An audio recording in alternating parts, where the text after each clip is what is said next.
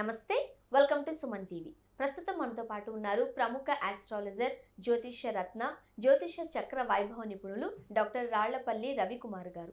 నమస్తే గురువు గారు. నమస్కారం అమ్మా. గురుగారు, 2024 మార్చి నెలలోని ద్వాదశ రాశుల్లో వివిధ రాశుల వారికి ఏ విధంగా ఉందో మనం తెలుసుకుందామండి. ముందుగా మార్చి నెలలోని ద్వాదశ రాశుల్లో నవగ్రహాలు ఎక్కడెక్కడ ఉన్నాయి? తప్పకుండా అండి. శరదిందు సమాకారే పరబ్రహ్మ స్వరూపిణి వాసరాపీఠ నిలే సరస్వతి నమస్తుతే.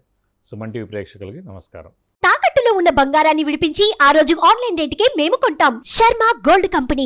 నవగ్రహాలు ద్వాదశ రాశుల్లో మార్చి నెలంతా ఎక్కడ ఉన్నాయో ఇప్పుడు తెలుసుకుందాం. ముందుగా సూర్యుడు వచ్చేసి మనకి మీనరాశిలో ఉన్నారు. అలాగే మనకి బుధుడు వచ్చేసి అదే మీనరాశిలో నీచ స్థానంలో ఉన్నారు. నెక్స్ట్ గురువు వచ్చి మనకి మేషరాశిలో ఉన్నారు. అలాగే రాహు మనకి మీనరాశిలో ఉన్నారు. అలాగే కేతు వచ్చేసి మనకి కన్యారాశిలో ఉన్నారు.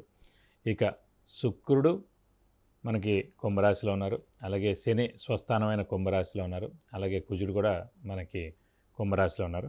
ఓవరాల్గా చూసుకుంటే కనుక కుంభరాశి మీనరాశిలో మూడు గ్రహాలు చొప్పున ఉన్నాయి. కాబట్టి ఈసారి కొంచెం జాగ్రత్తగానే చెప్పుకోవాలండి. మరి కర్కాటక రాశి వారికి ఈ నెలంతా కూడా ఏ విధంగా ఉండే అవకాశం ఉంటుందండి? చక్కటి పరిష్కార మార్గాలు సూచిస్తారా? తప్పకుండా అమ్మ.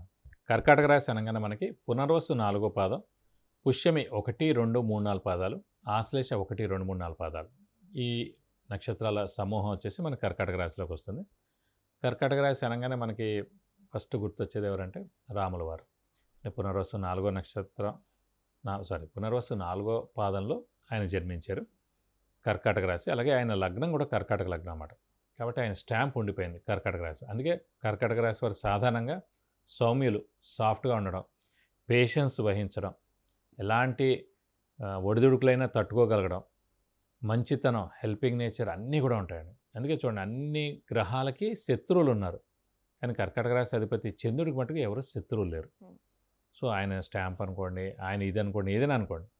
కాబట్టి కర్కాటక రాశి వారికి ముఖ్యంగా అంటే జనాల సహాయ సహకారాలు కూడా ఎక్కువగా చేస్తారు కర్కాటక రాశి వారు. కాబట్టి ఈ కర్కాటక రాశి వారు ప్రస్తుతం మటుకు గురుబలం పరిపూర్ణంగా ఉందండి. అలాగే ముఖ్యంగా మనం చూసుకుంటే కనుక రాహుకేతుల బలం కూడా పరిపూర్ణంగా ఉంది. ఒక అష్టమ శని మటుకు నడుస్తున్నాడు. అదే అన్నాం కదండి, చంద్రుడికి ఎవరు శత్రువు లేరు. అష్టమ శని నడుస్తున్నా కూడా ఒక 30 to 40% ప్రాబ్లమ్స్ ఉంటాయి. మిగతా రాశులు ముఖ్యంగా మేషరాశి కానీ, వృశ్చిక రాశి కానీ, సింహరాశి కానీ, ఈ 3 రాశులకు మటుకు ఎప్పుడు అర్ధాష్టమ శని వచ్చినా, అష్టమ శని వచ్చినా, ఏలినాటి శని వచ్చినా విపరీతమైన నష్టం చేకూరుస్తుంది. అటు ధనరీత్యా కానీ, ఉద్యోగరీత్యా కానీ, ఆరోగ్యరీత్యా కానీ, అటు వైఫ్ అండ్ హస్బెండ్ రీత్యా కానీ, అటు ఫ్యామిలీలో కానీ పెద్ద పెద్ద గొడవలు రావడం, అన్నీ కూడా ఏదో ఒకటి సెపరేషన్, ఇల్లు మారిపోవడం, భార్యాభర్తలు దూరంగా ఉండడం, ఉద్యోగరీత్యా వేరే ఊరికి వెళ్ళి జాబ్ చేయడం, ఇలాంటివన్నీ కూడా జరుగుతాయి మనకి. ఎందుకంటే శనికి శత్రువులు రవి మరియు కుజుడు. రవి ఏ రాశికి అధిపతి? సింహరాశి. కాబట్టి సింహరాశి అస్సలు పడదు. ఈ ఏలినాటి శని కానీ, అర్ధాష్టమ శని కానీ, అష్టమ శని కానీ వచ్చినప్పుడు. అలా మిగతా ఏంటి, కుజుడు పడదన్నాను. మేషానికి వృశ్చికానికి అధిపతి కుజుడయ్యాడు. కాబట్టి మేషరాశి వారు కానీ, వృశ్చిక రాశి వారికి కానీ ఏలినాటి శని కానీ, అర్ధాష్టమ శని కానీ, అష్టమ శని కానీ వచ్చినా కూడా విపరీతమైన కష్టాలు అనుభవించక తప్పదన్నమాట సాధారణంగా. కానీ ఈ కర్కాటక రాశి వారికి అంటే చంద్రుడికి శత్రువులు ఎవరు లేరు కాబట్టి 30% ఎఫెక్ట్ ఉంటుంది ఈ అష్టమ శని నడుస్తున్నా. కానీ ఈ అష్టమ శని మూలాన్ని విపరీతమైన ఖర్చు ఉండడం, విపరీతమైన ఖర్చు ఉంటుంది. అలాగే తిరగడం, ట్రావెలింగ్ విపరీతంగా ఉంటుంది. చేసిన పనే 2-3 సార్లు వెళ్తే కానీ పని అవ్వకపోవడం, అలాగా చిన్న మాటలు పడడం, ఇలాంటివన్నీ కూడా చిన్నవి ఉంటాయి. కానీ కొన్ని పడక తప్పదు. ఎందుకంటే ఎవరికైనా సరే అది అనుభవించక తప్పదు. ఒకవేళ వాళ్ళ జాతకరీత్యా మిగతా గ్రహాలు చాలా బాగుండి, వాళ్ళ మహర్దశలు అంతర్దశలు చాలా బాగుంటే కనుక వాళ్ళకి ఇంత ఇబ్బంది ఉండదు. ఎక్కడైనా రూల్ ఒకటే గుర్తుపెట్టుకోండి. కొంతమంది అంటారు, ఇక మరి వాడికి అర్ధాష్టమ శని నడుస్తుంది, నాకు అర్ధాష్టమ శని నడుస్తుంది, వాడికి ఎందుకు బాగుంది, నాకు ఎందుకు బాగాలేదు. ఎప్పుడైతే నక్షత్రం మారిందో దశలు కూడా మారిపోతాయి. వయసు బట్టి దశలు మారిపోతాయి. దశలు మారినప్పుడు ఏ గ్రహం అయితే దశ నడుస్తుందో ఆ గ్రహం చాలా బాగున్నాడు అనుకోండి జాతకంలో, ఇంకా చాలా బాగుంటుంది. సాధారణంగా రాశులే కంపేర్ చేసుకుంటూ ఉంటారు. మీది కర్కాటక రాశి, నాది కర్కాటక రాశి, మరి మీకు బాగుంది, నాకెందుకు బాగాలేదు అనుకుంటాం. మరి అందులో 3 ఉన్నాయి కదా, పునర్వసు నక్షత్రం ఉంది, పుష్యమి ఉంది, ఆశ్లేష ఉంది. నక్షత్రాల మీద కూడా ఆధారపడి ఉంటుంది. ఎందుకంటే పునర్వసు నక్షత్రంలో పుట్టినవాడు గురు మహదశతో స్టార్ట్ అవుతుంది. పుష్యమి నక్షత్రంలో పుట్టినవాడు శని మహర్దశతో స్టార్ట్ అవుతుంది. అలాగే మనకి ఆశ్లేష నక్షత్రంలో పుట్టినవాడికి బుధ మహదశతో స్టార్ట్ అవుతుంది.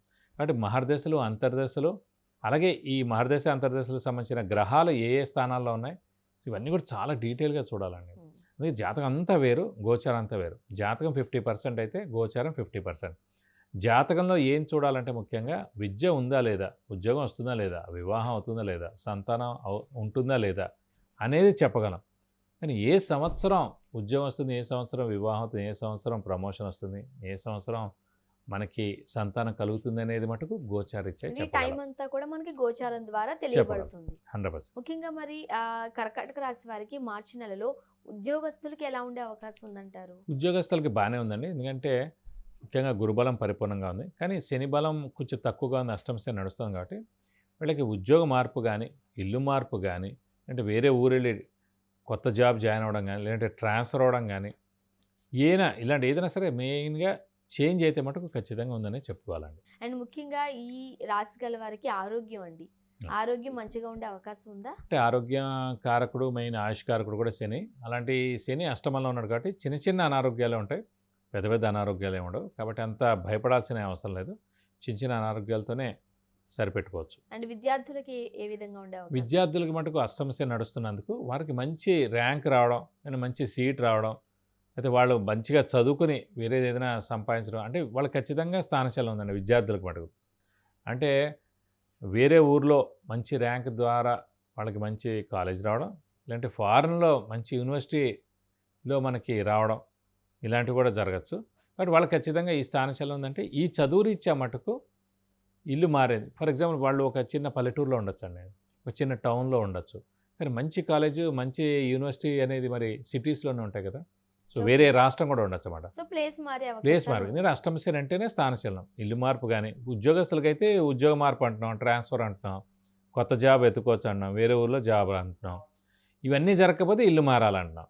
సో విద్యార్థులకి ఏంటి, ఖచ్చితంగా ఇల్లే మారాలని లేదు, ఖచ్చితంగా ఇక్కడ మనకి వేరే యూనివర్సిటీలో జాయిన్ అవ్వడం కానీ, ఊరికి రావడం కానీ, ఇవన్నీ కూడా జరిగే అవకాశాలు ఎక్కువగా ఉన్నాయి. అండ్ ముఖ్యంగా కొంతమందికి అంటే వివాహం అయిన వాళ్ళకి, లేకపోతే వివాహాల కోసం ప్రయత్నిస్తున్న వాళ్ళకి ఎలా ఉండే అవకాశం ఉందంటారు? వివాహానికి మటుకు సరైన సమయం చెప్పాలి, ఎందుకంటే గురుబలం పరిపూర్ణంగా ఉంది కాబట్టి ఖచ్చితంగా వివాహం అవుతుందండి. ఇంకోటి అంటే ముఖ్యంగా మెయిన్ పాయింట్ అంటే అర్ధాష్టమ శని కానీ, అష్టమ శని కానీ, ఏలినాటి శని కానీ నడుస్తున్నప్పుడు ఆడపిల్లలకైతే వివాహం ఖచ్చితంగా అవుతుంది ఆ సమయాల్లో, గురుబలం లేకపోయినా. ఎందుకంటే ఏలినాటి శని కానీ, అర్ధాష్టమ శని కానీ, అష్టమ శని కానీ అంటేనే స్థానచలనం.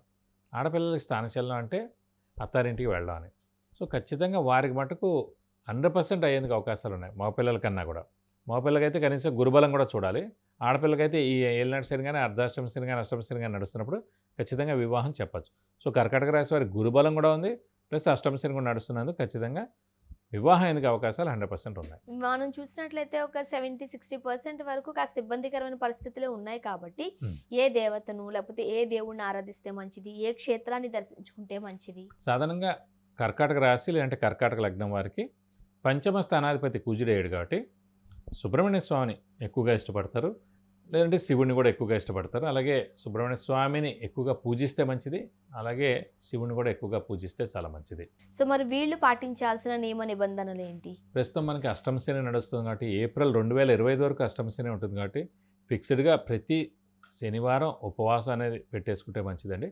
ఎందుకంటే ఇంకా దానికన్నా ఇంకా వేరే ఇదేం లేదు, ఎందుకంటే ఖచ్చితంగా ఉపవాసం ద్వారా మనకి చాలా హెల్ప్ అవుతుంది. కాబట్టి ఇంకా కరెక్ట్గా ఏడాది ఉంది కాబట్టి ప్రతి శనివారం ఉపవాసం ఉండడం, అలాగే వీలైతే కనుక ఒక శనివారం రోజున రక్తదానం చేయడం, అలాగే వీలైతే కనుక శని అంటే ముఖ్యంగా ఆంజనేయ స్వామి, మనం వెంకటేశ్వర స్వామిని ఎక్కువగా పూజించాలి. శనివారం రోజున లేదంటే మంగళవారం రోజున మనం ఆంజనేయ స్వామి టెంపుల్కి వెళ్ళి 41 ప్రదక్షిణాలు చేయడం, అలాగే తమలపాకుల పూజ, అలాగే సింధూర పూజ, వడమాల సమర్పిస్తే చాలా మంచిది. అలాగే వెంకటేశ్వర స్వామి టెంపుల్కి బుధవారం లేదంటే శనివారం వెళ్ళి 41 ప్రదక్షిణాలు చేసి అభిషేకం లేదంటే అర్చన చేస్తే కనుక అన్ని విధాలా మంచి చేకూరుతుంది. ఇంకా ఉధృతంగానే ఉంది, ఇంకా ఆరోగ్య విషయం కానీ, జాబ్ విషయం కానీ, మనసు బాగాలేకపోవడం కానీ, అనారోగ్యం కానీ ఇవన్నీ అనిపిస్తే మటు ఖచ్చితంగా మనకు అష్టమ శని నడుస్తుంది కాబట్టి శనికి 19,000 సార్లు జపం చేయించి నల్ల నువ్వులు 200 గ్రాములు దానం ఇస్తే కనుక దోషం మొత్తం తొలగిపోతుంది. ఇది ఆడవారైనా మగవారైనా ఎవరికైనా అందరికీ ఫిక్స్డ్ అండి, వాళ్ళకంటూ వేరే వీళ్ళకంటూ వేరే అని ఏముండదండి. సాధారణంగా స్త్రీకి జాతకం వేరే, పురుషులకి జాతకం వేరే అలా ఏముండదండి. ఎవరైనా చదువుకుంటారు, ఎవరైనా ఉద్యోగం చేస్తారు, ఎవరికైనా ఇవే వర్తిస్తాయి. ఎవరికైనా గురుబలం ఒకటే, ఎవరికైనా శని బలం ఒకటే, ఎవరికైనా రెమెడీ కూడా ఒకటే, ఇంకేముండదు. మార్చి నెలలోని ద్వాదశ రాశుల్లో కర్కాటక రాశి వారికి ఏ విధంగా ఉండే అవకాశం ఉంది, అలానే చక్కటి పరిష్కార మార్గాలు సూచించారు. ధన్యవాదాలు. నమస్కారం. సుమన్ టీవీ ప్రేక్షకులకు విద్య గురించి కానీ, ఉద్యోగానికి సంబంధించి కానీ, వివాహానికి సంబంధించి కానీ, కుటుంబ సమస్యలకు సంబంధించి కానీ, వ్యాపారానికి సంబంధించి కానీ, ఇతరత్ర ఎటువంటి సమస్యలు ఉన్నప్పటికీ మీకు కింద స్క్రోల్ అయిన నంబర్కి కాల్ చేయవచ్చు, లేదా వాట్సాప్ కూడా చేసి గురువుగారి అపాయింట్మెంట్ తీసుకుని గురువుగారితో మీరు నేరుగా మాట్లాడి చక్కటి పరిష్కార మార్గాలు పొందగలరు. ధన్యవాదాలు.